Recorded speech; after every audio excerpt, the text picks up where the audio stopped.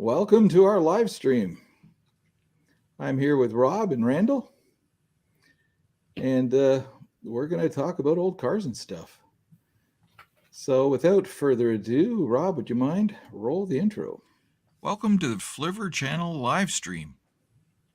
I'm Steven, and on my YouTube channel, Flivver channel, I explore the quirky and fascinating world of pre-war cars.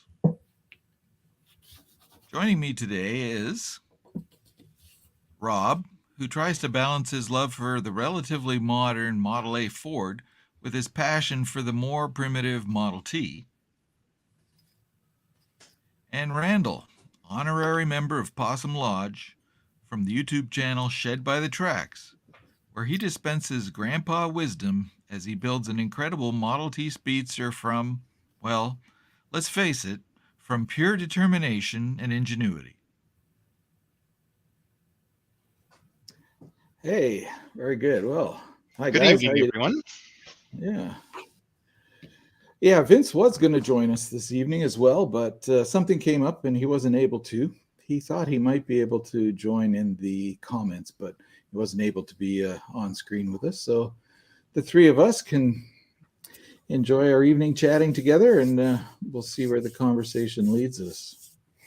Well, he's not here to correct our lies this evening, so Yes. I'm sure the comments will light up, though. We can just make stuff up tonight. Yeah.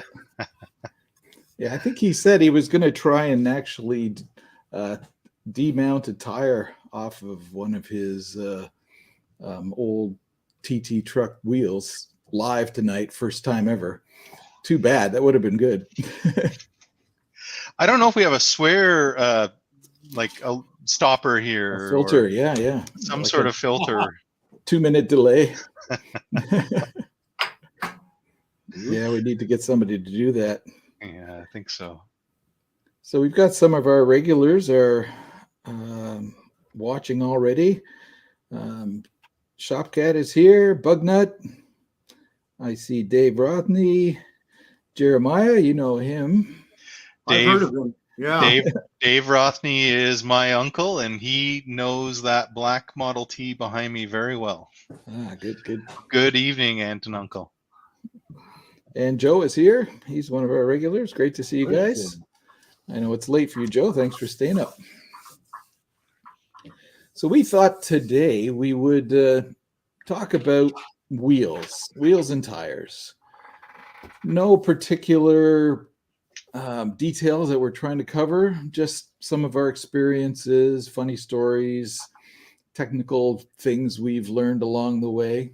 Between the three of us, we cover some of the bases of Model T through Model A wheels. They're pretty different and unique compared to modern car tires and wheels. I think we can all agree to that. And they've changed quite a lot over the years as well. Rob has an older Model T with some of the older, more traditional wheels. So he's going to spend sometime this evening talking about those.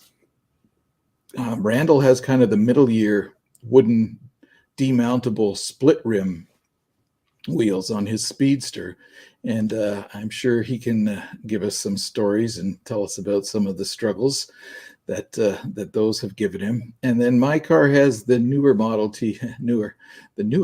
T wire wheels that I did some rebuild work and repair work on. And then eventually I've replaced them with Model A wheels on my Model T, which doesn't sound like a big deal, but it's actually not straightforward at all. So I can talk about that a bit as well. And of course, we're hoping that you, the viewers, you guys can chime in with questions, comments as we go. It doesn't have to stay focused on our topic of the night. That's just to give us a topic to talk about and to kind of focus on. But we're here to just talk about old cars and stuff. So feel free to chime in, ask questions, suggest things, correct us, because I'm no expert, I can tell you that. And I'll certainly make some blunders, and my knowledge is pretty shallow. I've only been in the Model T hobby for 1.5 years now, so I'm still very much a noob. So yeah, feel free to participate through the comment section and let us know you're there. Ask questions, make suggestions, correct us where we're wrong. There is some great advice right off the bat from Joe Doucette, who says, with old wheels, I say what goes around hopefully comes around, but no guarantee. And that is true. Yeah, even roundness isn't a guarantee on these old wheels. No. Absolutely not. No. Yeah. So without further ado, why don't you tell us a little bit about the early Model T wheels and your experiences with those? Sure. Well, I put together 4 or 5 slides just to provide some illustration as we go through and talk about the Model T clincher style wheels. So for those of you who aren't all that familiar with Model T wheels, so these are the original and the earlier design of tire that was available at the time. So the original Model T, which of course debuted in 1909. I think they started production in 1908, a small number. They began with a what was called a non-demountable clincher style rim, and so these tires, which originally some of them were pure white. I mean, the rubber was of dubious quality, arguably at the time, but nonetheless, you could get them in black or white, and the way that they are mounted, I'm just going to skip ahead. If you look at the slide here, you'll see that the rim has a bit of a hook to it on either side. And then similarly on the tire, on the right picture, you'll see a bead, and that bead goes around the entire tire on both sides. When you install that tire with a tube onto a clincher rim, what happens is when the pressure builds, it will push those beads in underneath those ridges. And in order to keep those wheels on, you need to have a pretty high tire pressure. So you're talking 60 to 65 pounds. You'll get a variety of opinions there, but I think it's safe to say that you don't probably want to go below 60 pounds in that style. If you do, what would happen is that rubber can actually come right off the rim. So you can actually lose the rubber off. It'll separate. Especially if you're moving at speed and the tire squishes outward, it will pull away from those. The beads will pull out of that ridge and come right off. And so that goes back to Joe's comment earlier. You want the wheel to go around and come around. So high tire pressure is key. Now, going back to the early days when the Model Ts were straight out of the factory, you had practically no paved roads. You had a large number of people that still used horse and buggy. You had nails all over the road. You had all sorts of things. So flat tires were very, very common at that time. With a non-demountable rim, what that means is if you do have a spare tube and or tire with you in the back seat, at this point early on they didn't have externally mounted spare tire holders. What would happen is you would have to get out your tire tools. You'd have to work your way around that rim, and it's a job. It really is a job. if you happen to have a tire that's been on for a very long time, something that's been on for maybe 30 or 40 years or longer from a barn find, forget it. You're going to have to use anything. You may have to cut part of the tire. It will eventually become one with that clincher rim.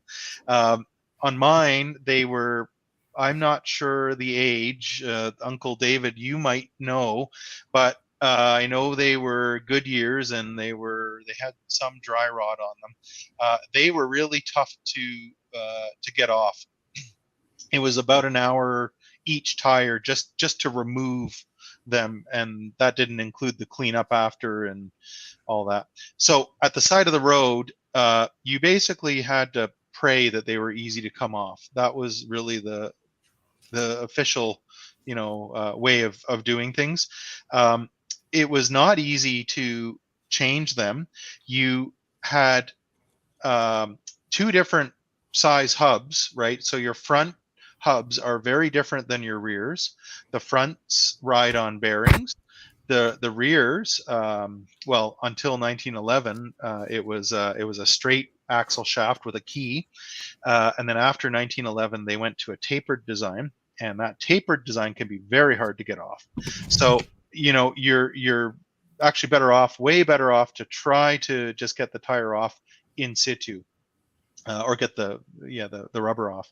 So it was always that was always a challenge with this style.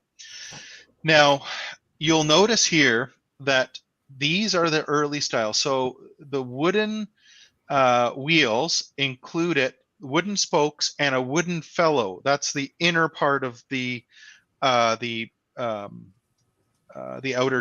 wheel. So you basically had a mostly hickory wooden felloe that had rivets to that metal clincher outer piece, and that was not removable. And that's what they mean by non-demountable. You couldn't pull that off. There was no way to, and so that sort of sets up the stage for the next progression in the evolution of Model T tires. Any questions or thoughts on the non-demountable tires or wheels? One thing I think is worth mentioning, the old timers did have one advantage, and that's their tires were soft. When we're dealing with old cars that have really old tires, they get really hard, and it makes it so much more difficult to get them off. And I've spoken to people who leave them out in the sunshine, try and get them to soften up a little bit, coat them in chemicals, trying to get them to soften up, put them in a hot room somewhere, anything to get them warmed up. Yeah.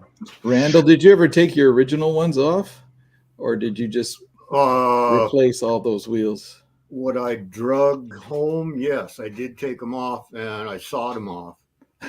Yeah, good plan. With a straight back saw. Yeah. Yeah. Good plan. The interesting fact about the wooden fellow wheels is that over time, as that wood dries, and even though there's a great deal of pressure when those tires are fabricated, you basically would they would be like sort of stamped in or pressed in rather. So there's a lot of force, outward force from each of those spokes. But with that said, as the wood dries over time, people would have loose spokes, or even sometimes the felloe might start to wear a bit loose from the steel rim. And one of the things people used to do is back up to the local river and park there for a while and have their wheels submerged or half submerged, move it to do the other half perhaps for a little while, and let that wood just reabsorb and grow again. That's one of the old quick side of the road fixes that people used to do. Yep. And Klep's Garage, there's a, we've got a note here. So also clinchers were made by Kelsey and or Hayes before they merged. And usually their marking is on the metal that's riveted to the felloes. Okay, good to know. Good to know. Interesting. So small difference between Canadian and American cars. So up until 1919, which we're going to talk about in a second, the early Fords, you would have a what did they call it here? A 20. Well, so it was a 24-inch rim on the front that ran 30 by 3 tires, and on the rears they would be 30 by 3.5. That seems to be consistent with what I've read. The Canadian cars, on the other hand, they were all 30 by 3.5. Again, not interchangeable because of the hub differences, but they were the same size all around. And I believe that also applied to the UK and some of the international cars. Anybody have any idea why Ford insisted on having two different tire sizes, front to back, on the car? They're so close. They're just a little bit different. A lot of people would carry two spares, right? I think you were saying that, Rob. Like, what a headache. Yeah, I don't know the answer to that. I don't know if anybody on the live stream, any of our audience, might know the answer to that.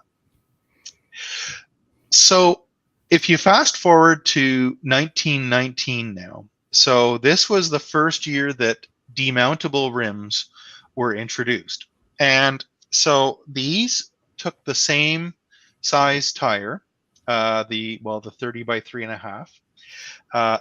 That also is when it became consistent, the front and the rear tires for the American cars, because at this point they wanted to be able to offer a quick change spare tire at last.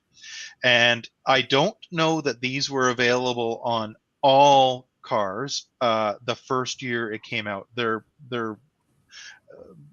was something on Steve Jelf's site that I was doing a bit of reading on earlier that indicated that some of the cars may have stayed with the wooden fellows. I believe that wooden fellows were always available. Like, you could just go for the basic tire, perhaps for a lower cost of the vehicle. But this was a very, very wise upgrade. And you'll see this very often, even on older cars. You'll see people running demountable rims on that. So the difference is, so your fellow is now I think it's a stamped steel fellow instead of wood. You still have wooden spokes that are pressed into there. And then the outer layer, in this photo, you'll see this particular model, there are 4 bolts there. You remove those 4 bolts and that whole outer rim with the rubber comes right off of it. And that was essentially when it was possible to change a tire within just a few minutes time. And a lot less swearing, I might add. Yep. Just to jump in, a couple of comments. Bugnut was asking about the wheels that the guys run on their racing Model Ts. I know out in Edmonton, Alberta, they run Model T races every summer, and no doubt there's other Model T racers in North America too. And he was asking what wheels and tires they run on those racers. And Russell McLean was saying that he's seen a lot of the old racers have the disc wheels, which I believe were the Chevy wheels, or maybe an aftermarket. Chevy Dodge. Yeah. Again, I'm sure somebody in the comments will know a lot more than me, but those solid disc wheels were pretty popular because you're not going to shear your wooden spokes off when you're going around a corner.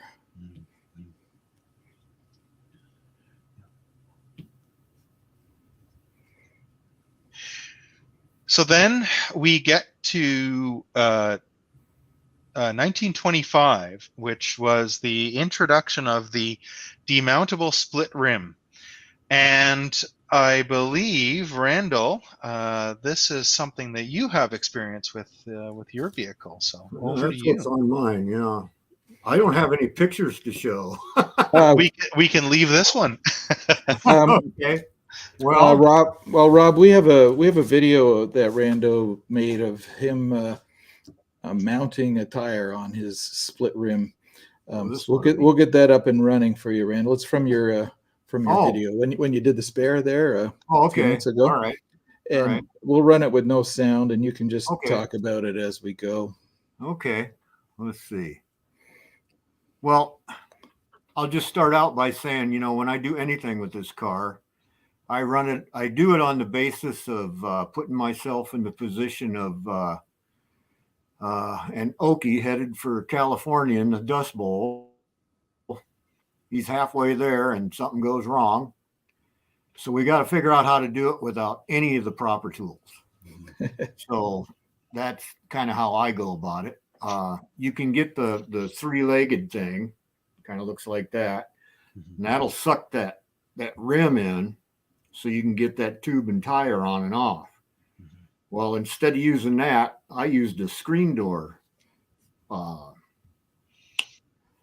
It's on that cross brace, and you can wind it up and it'll pull the screen door in tight. Right. I just used one of them from bolt hole to bolt hole, because all you really need to do is get that rim like this, and you need to pass it over itself. That's your whole job. And you do it far enough to where the tire goes on. I've seen some guys make a real meal out of it, but it's no harder than that. Right. You just do that. You slip everything on there, try not to pinch the tube, then you get it back out, and with a pry bar or whatever, you get it to pop back on there, put your little bolt back in, and you're home free. It's my kind are essentially a modern wheel and tire, except for the wood spokes. They had progressed far enough to where, you only had to have 25, 30 pounds of pressure. The hub was there I am. Yeah, there you go. It's got a little piece of chain on it too, I see. Oh, there it is. Yeah. And that's a really good point, Randall, because this is where the clinchers are no longer used. You would use more of a modern style tire at that point in time, right? Oh yeah. Those are balloon. They called them balloon tires. Balloon tires. And they're exactly the same as what you would think of a tire today. Yes. It's got the little bead on the side. It's just thin. It's like a motorcycle tire. Yep. Yeah. And I've even heard of people using motorcycle tires on Model Ts. Yeah. They wear off fast, from what I've heard. But they do look kind of neat, Yeah. But we can't have that because Henry didn't do it. Right. That's it. Yeah, and we're all purists. Now that would be a 21-inch tire at that point, wouldn't it? Yeah, we're at 21 now. Yeah. And they're thicker than your tires or whatever. The whole idea is to get the height to about 30 inches. Right. No matter if it's a 21-inch rim or not.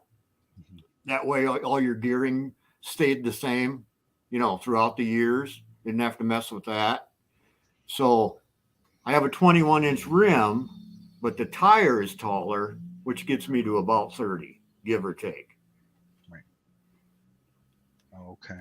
So there I am. Oh yeah. No, it's on backwards, Grandpa. No. Oh, yeah, the other way. There you go. Man, them pants are dirty. Sorry, Randall, did you say already, have you tried using one of those cast iron three-legged clampy things? Or No, I'm too cheap to pay the $200 more than they're worth on eBay. Yeah. No, I was just wondering, because this seems to work really well with just the turnbuckle that you have. Well, I'll tell you something. I've watched guys use the three-legged thing, and I actually think the way I do it's easier. I mean, I don't know. Maybe if you used it for a while, you'd be good with it, like anything. Sure. But yeah, there I'm trying to get it to pop out of its position and go over the top. Right. Now, it looks like that is a collection of sharp metal objects that's designed to take the end of your finger off. Is that Oh, safe yeah. to say? Yeah. Yeah, don't stick your finger in there while you're doing it. Yeah, you'll lose it. But yeah, I stick that screwdriver in there and let the rim ride up over the top of the screwdriver, and then eventually, as you can see now, it's ridden up over the other part of the rim. Yeah. Yeah. And there I go. See, I'm doing it a lot better now, a lot faster. I see Bruce at Kleps is talking about the difference in the front to rear tire size we were talking about a few minutes ago. Weight of the car being the main reason that wanted to hold more weight at the back, so they had the bigger 30 by 3.5. And that was on American cars or Canadian? Which one? American cars had a larger tire on the back than on the front. Canadian cars and all the export cars had the same all around. And well, that's because Canadians are just not going to put up with that nonsense. Well, maybe we have metric tires all around. Yeah. Thanks, Bruce. Yeah. I'm concerned with Bruce watching that, he knows how all this is supposed to be, and he's going to catch anything we say wrong. But that's good. That's good, because we did, at least in my case, I do not purport to be an expert. So take it easy. Take it easy, Bruce. We're trying to get through this. Yeah. Yeah, and if he wasn't here at the beginning, we did declare that there would be lies in this. So. Yeah, looks like I kind of know what I'm doing there. Yeah, I gave up, got my pillow out. Knees are killing me. Okay. Yeah. I'm not sure exactly what I'm doing now. Just faking it. It's a process. It really, it's not for a quick change as we know it today. No. Oh, okay. I'm stuffing the tube in now. That's what I'm doing. Yeah. And then I'm going to pick all that sharp stuff up and start just jabbing away at that thing. Mm-hmm. Well, and it's like we all did this when we were kids with our bike tires and things. But you would have had to do this on the side of the road several times on every journey because of the nails and crap on the roads and the sharp gravel and everything else. So people would get good at this, but still, you're doing this on the side of the road all the time. Mm-hmm. And we do it in our nice warm garages and with all the tools at hand and grumble about it the whole time. Yeah. Well, the first one I did, to be honest, it probably took me 2 hours, 2.5 hours. But by the time I got to number 4, I could whip one of them on in about a half an hour. Yeah. Now, I'm curious if anybody knows here. So the TT truck, I don't know, because those the rear wheels on a double T truck, they are not standard on passenger vehicle standard. And I'm not sure. I thought that they were a split rim style, and I'm not sure if they were split rim before 1925 or what happened with that. That's one thing I will admit I didn't research ahead of time. Well, we were counting on Vince to help us with the TT truck questions. Yeah. He's laughing if he's watching because it's all very new to him too. So don't know, but they did have the heavier tires. Some of them had the solid tires, which I can't imagine how bad that would have ridden. The solid rubber tires. Oh my God. Wow. Hard rubber tires and hauling coal. Can you imagine?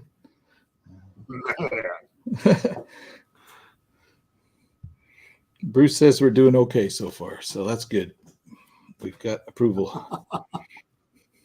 All right. I like this comment too from Russell.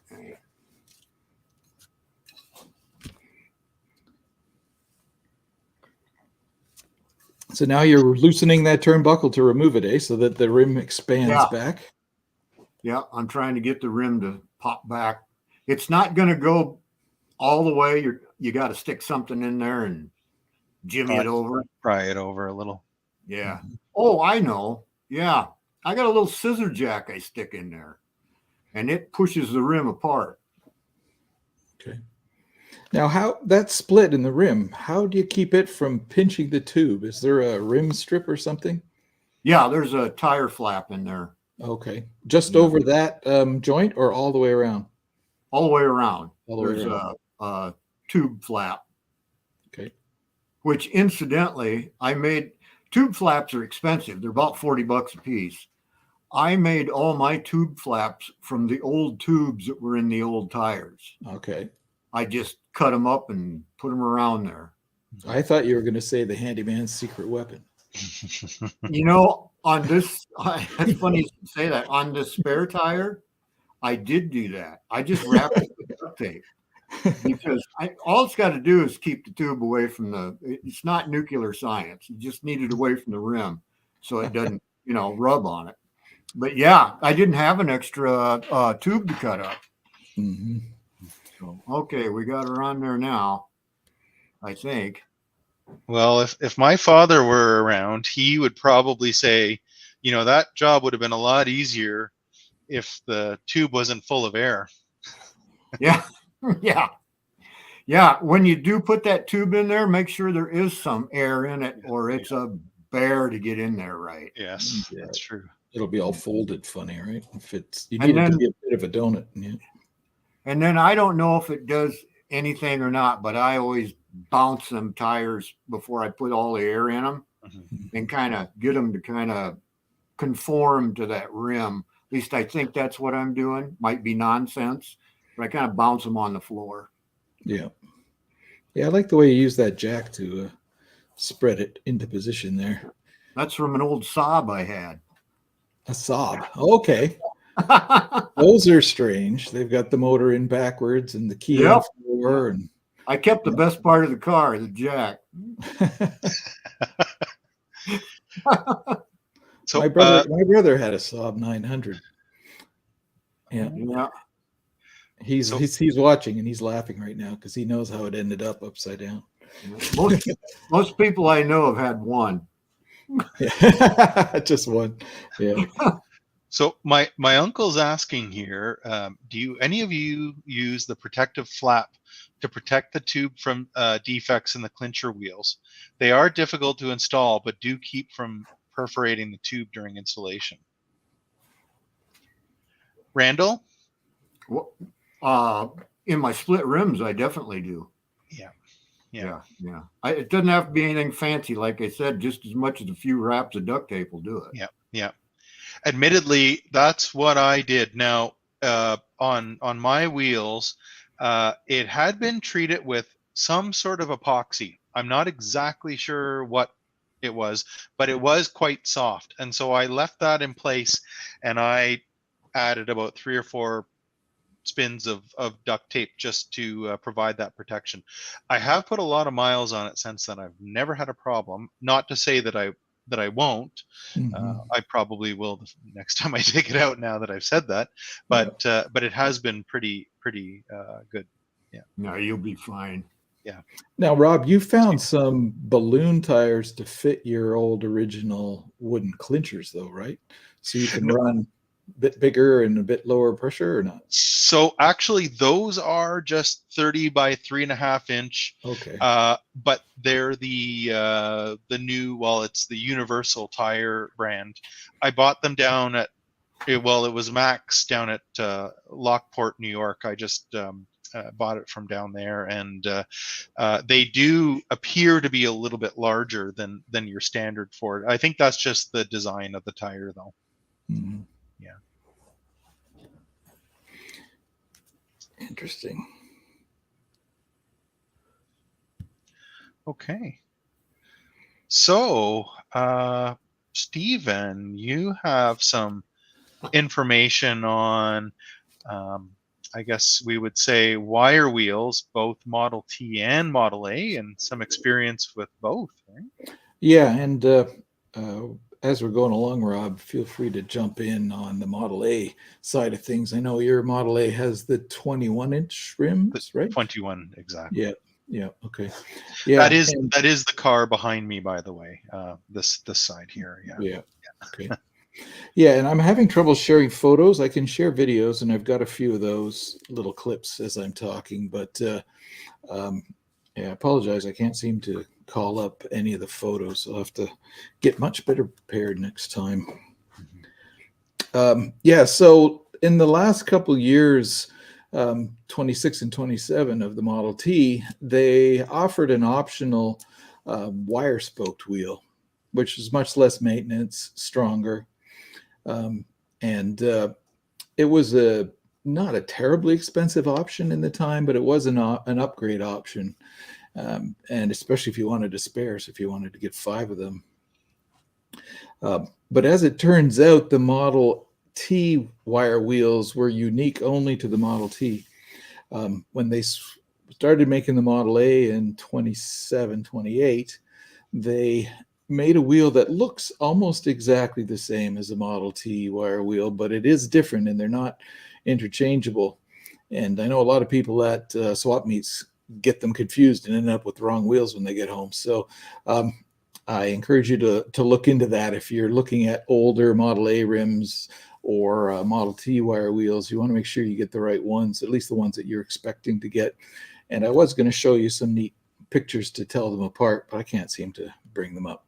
So we'll stick to talking about some other things about these wheels. So my car, when I got it, had the original Model T wire wheels that someone had specified when they ordered the car from the factory. And they were decent shape, a little bit rough. Few broken spokes, few with a little bit of a wobble, some rust pitting, that sort of thing. But I ran them for the first season, um, and they were fine. I even ran it on the old tires for the first season, but it was clearly time I needed new tires, and I wanted to eventually rebuild those old Model T wire wheels because they're quite rare and valuable. So I didn't want to have the car down and not usable the whole time I was rebuilding those. So I wanted a set of wheels I could throw on the car to use for a year or two while I put it away at restoring those wire wheels. Now, to be fair, I haven't even started. They're still just hanging on my wall, but I do have that option now. So, but what I found was that Model A wheels are a lot less expensive, a lot more available, and I really wanted to see if I could adapt them onto the Model T and use them as that stopgap measure. And I also wanted to try a bit bigger tire to see how if it would stabilize the handling of the Model T a bit, give it a little bit more compliant a ride and a little bit more rubber on the road. So I went to the mid Model A size, which was the 19-inch. So it's a smaller rim than the Model T and a bigger tire, gives you the same final overall diameter, like Randall was saying. And so in the video I'll run now, you can see me installing the 19-inch Model A tire on the 19-inch Model A rim that I was going to put onto my Model T. So let me just fire that up here.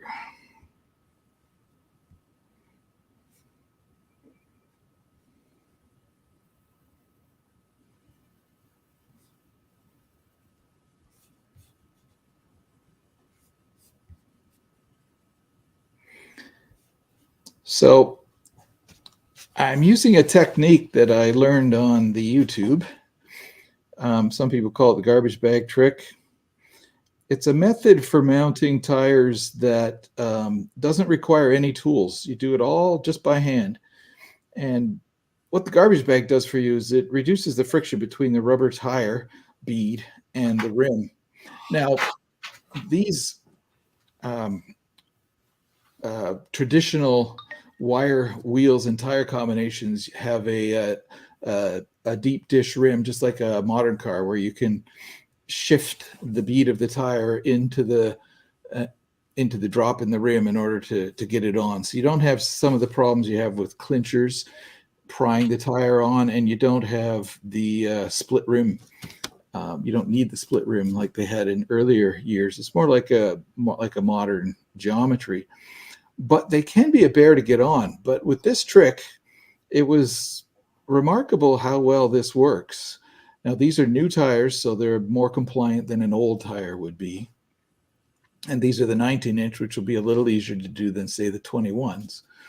But all I'm doing here is using zip ties to jam the first side of the tire down into the groove in the wheel and to keep it there so that it gives us a little bit of slack for the opposite side bead to pop over the rim.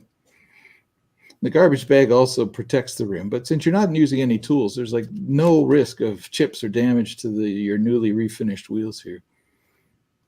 You can see the green rims in the background. Those are the old Model T rims. Oh yeah, there's the drop center diagram. I've got a whole video on this if you're interested. Go to Flivver channel. It's one of my most watched videos, I guess probably because both the Model A and the Model T guys are both interested.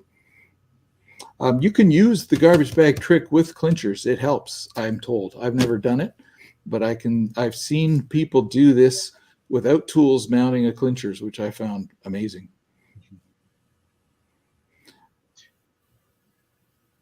The other trick that I did employ once, which seemed to work reasonably well, was the baby powder trick, to make it slightly easier to get over the rim itself. I use that as a defense because when somebody walks in the garage and they see a container of baby powder, they wonder why I have that out there, and it is for that reason. Sure it is, Rob. Yeah.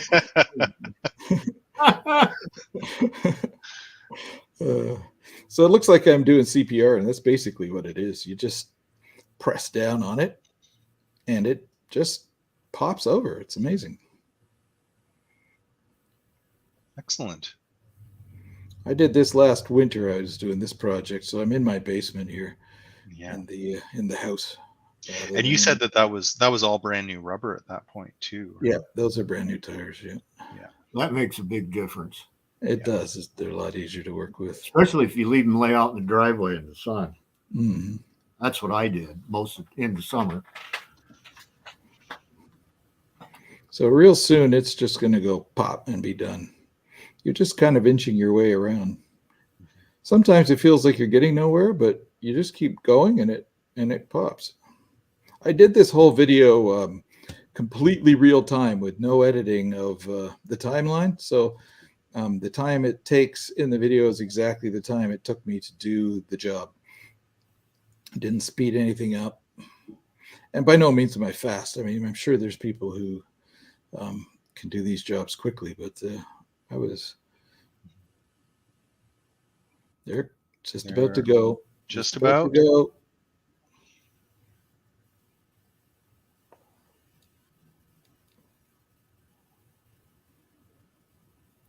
I should have made popcorn. Yeah, there it goes. There she goes. Yeah, sorry to be boring everyone. I was also surprised how easy it was to get the garbage bag out. I was afraid That last part was real exciting. Yeah. You got to stay to the end if you want to get the good stuff. Yeah, so that's it. It's done. Nice. Let's see. Oops, where did I go? Stop that one. There it is. Did you say this is the T rim or the A That's rim? the Model A 19-inch rim that I did that video on.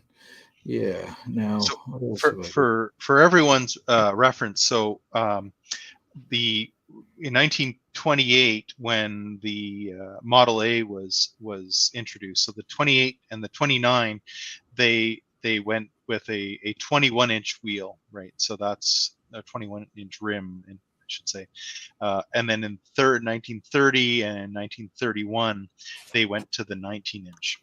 And then for 32, they went to an 18-inch.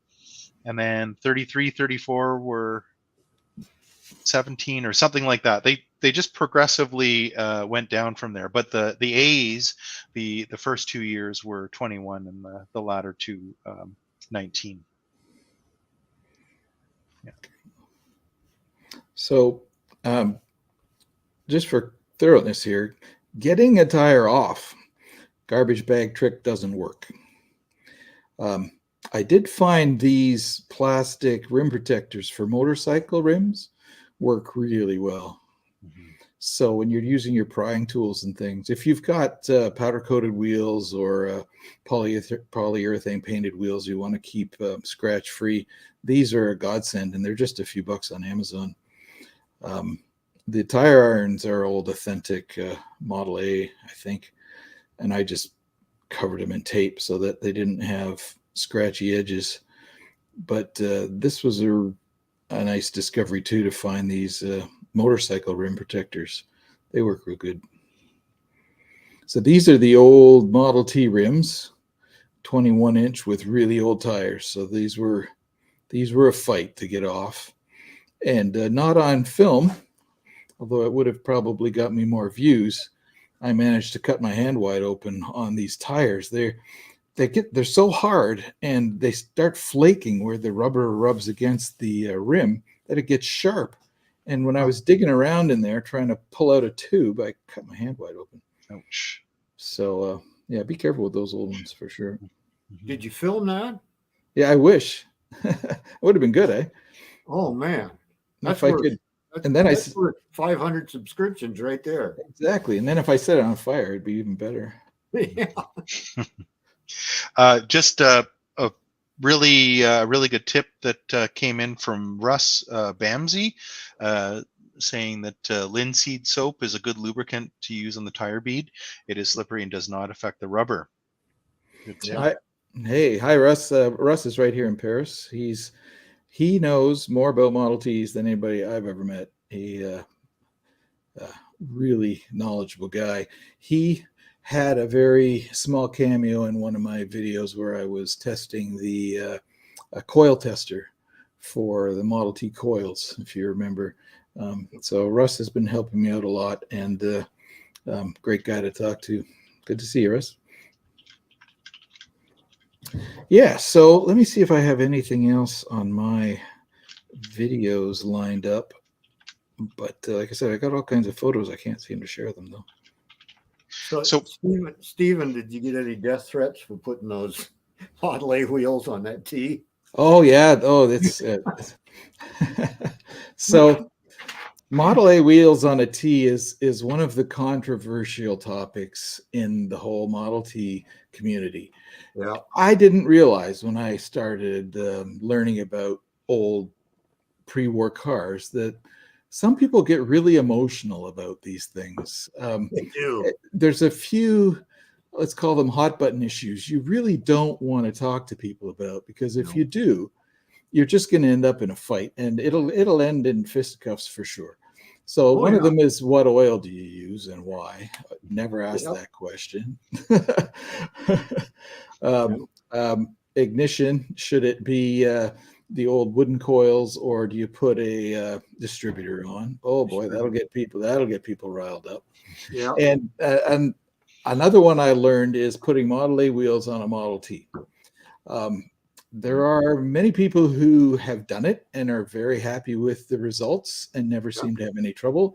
And then there are other people who swear that it's absolutely a disaster. They're going to break. They're not supported properly on the small Model T hubs. The steering geometry will be all wrong. Like, the list goes on and on. Yeah. So I was pretty careful when I was working out whether I would put the Model A wheels on the Model T or not, to satisfy myself that that it was going to be fine, both secure, safe, and proper alignment, and steering geometry, suspension behavior, that sort of thing. All that stuff that I don't care about. Yeah. Well, you would if you had messed up your car by putting the wrong thing on there. But I did manage to prove to myself that it's okay. I've got a couple of videos where I did some slow motion footage of the car going over some really rough terrain, and the Model A's, Model A wheels run really nice on the T. I think it's an improvement, and they don't look too out of place. Yeah, I've found that some of the stuff that doesn't work is because of driving habits. Because I've seen some guys really manhandle a Model T. I mean, no mercy on it whatsoever. And about everything's going to break when you do that. These tall, narrow wheels, I don't think are very good at lateral loads, like cornering G-forces. Bad idea. I'll tell you something. I've driven 2 Model Ts. One's mine. One's my friend Jeff's 24. And his has the big, tall cinchers on it. And the difference between the way the 2 drive is just night and day to me. In what ways? In what ways? Mine feels like it, even before I lowered it, it feels like it's planted to the ground.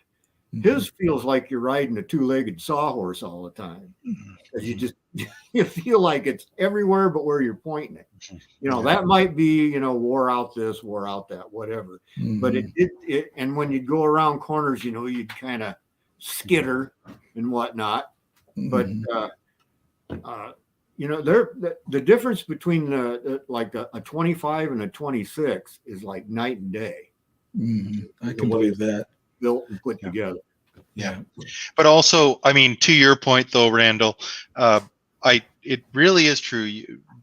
You'll never find 2 of those vehicles that'll ride the same, but things like the pitman arms or the drag links, I guess the pitman arm on the A, but the drag links and the balls, they tend to wear, or they're no longer spherical, and and you get all this looseness, and it just builds up, and then kingpins are worn, and then you get the death wobble and shimmies and some, and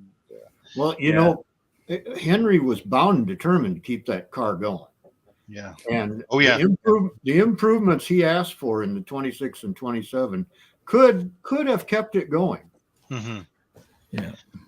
Yeah, absolutely. Yeah, they drive really nice when they're well sorted. I was really surprised. But it takes a lot of doing. You've got to get everything just right in the front end, especially. And it's really easy to get the caster backwards, or the toe wrong, or have too much clearance in some of your linkages, as Rob was just mentioning, and it all adds up. Yeah, it's easy to mount your front axle backwards. Ask me. I found that out. They don't handle very well when you do that, I've noticed. Oh, damn. The other thing is the checking the toe in and toe out. I mean, I had so this Model A that I have, when I first picked it up, it was in remarkably good shape, but one of the front tires was nearly bald and the other one was pretty good. And while I did need new tires all the way around, I took the opportunity to check the toe in. It was out 2 inches. Like, it was really out. So I think that one wheel had been sort of dragging along and prematurely wearing. When I made that adjustment, it was night and day too. Like the handling of the vehicle in itself. Yeah, even without shock absorbers, they do remarkably well. They do. Yeah. This is the last little thing I'll share. It's a short one, but it's a little thing. It was a pet peeve of mine that every Model T steel rim I had damage to the valve stem, the rubber valve stem coming up through. Now, I know that you can use metal valve stems, and someday I probably will. It's a really nice feature of some of the old Model Ts is their metal valve stem system, but it's not something I was prepared to try at this time. So I was looking for a way to protect that valve stem from getting all hacked up by the rim. And luckily, I was able to did this video. Yeah, here we go. You guys probably saw it already, but I was talking and didn't notice.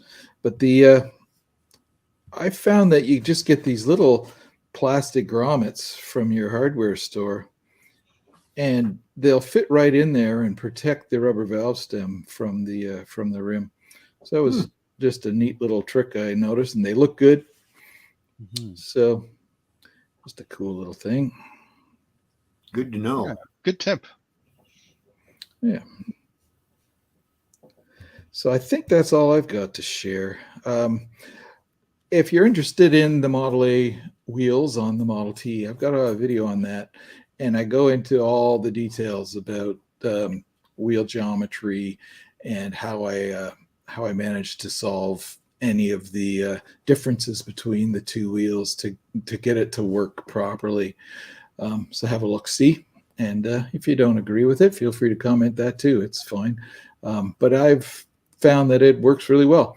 And although I'm anxious to get my old Model T wheels refinished, I'm not anxious to put them back on because I think the car is a bit nicer to drive right now. It looks great. Yeah, it does kind of look nice with the just bit bulkier tires on it. I should lower it a bit so it's a bit more like a hot rod. There you go. We do have a question that just came in, as well as an excellent comment as well. The question first, did the T or A have a factory or aftermarket period available solid wheel option? I believe yes. Oh, yeah. Yeah, I've seen a couple of originals. I mean, not serviceable today, but with very, very old rubber. But they were hard rubber wheels, and they were almost like a tractor. Yeah, are we talking here about solid rubber tires or disc wheels? Disc wheels, I think. Yeah, I don't think Ford ever offered disc wheels, but aftermarket Ford definitely didn't. No, but aftermarket, I believe. Aftermarket did. And it's interesting. There's some, and I was looking into this because I didn't realize it was a thing, but people liked the look of the disc wheels, but didn't want to go out and buy Dodge or Chevy wheels or some of the aftermarket brand wheels. So they would buy wheel covers, which were a thin sheet metal ring that you put over your wood spokes. So it looks like you have steel disc wheels. And there were different designs. Some had two sides, so it really looked like you had disc wheels. And even on one of the two sides, usually it was the inside, they'd have a little door you could open so you could get at the valve stem. And others only had the one side, like the outside only. But yeah, they're a popular collector aftermarket piece now, is to find those discs. It's pretty neat. And that's the day J.C. Whitney was born. Everybody's got to start modifying their cars, right? Yeah. Well, we'll have to do one of these live streams and talk about funky accessories someday, because there's all kinds of weird things that were available. You think accessorizing your car is a new thing. Model Ts, you could get everything imaginable. Yeah. All kinds of stuff. And some of it's just really interesting. I don't have very many, but I know some people collect all that stuff.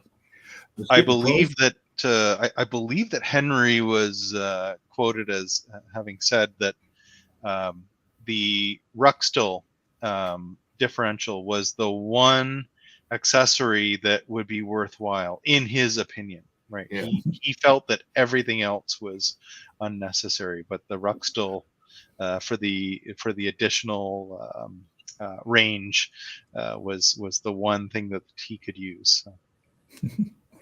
It'd be nice to have one of those. They're not all that common around here, that's for sure. I know a lot of the car clubs in the States, everybody's got Ruxtalls, but up here they're pretty rare. They're horribly expensive. Yeah, I think.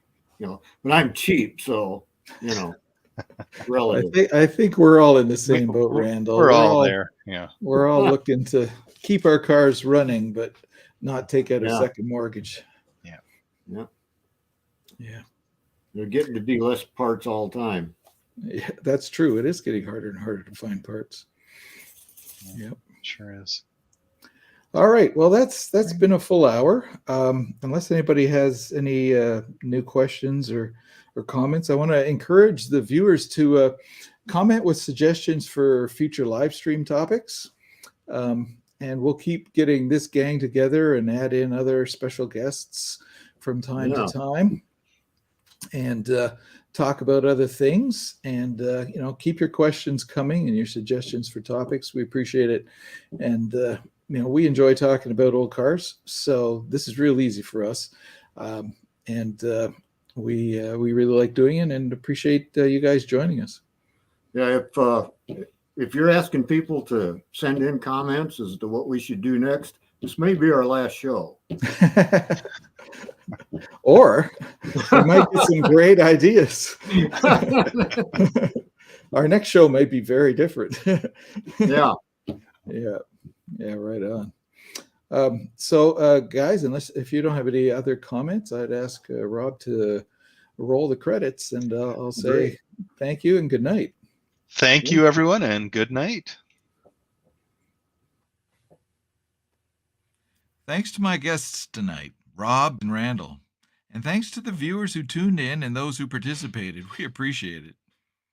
Huge thanks to Rob for producing tonight's live stream and for working so hard to make us look like we sort of know what we're doing. And thanks to Randall for the music that he made for this show. Incredible talent. Thanks. Good night.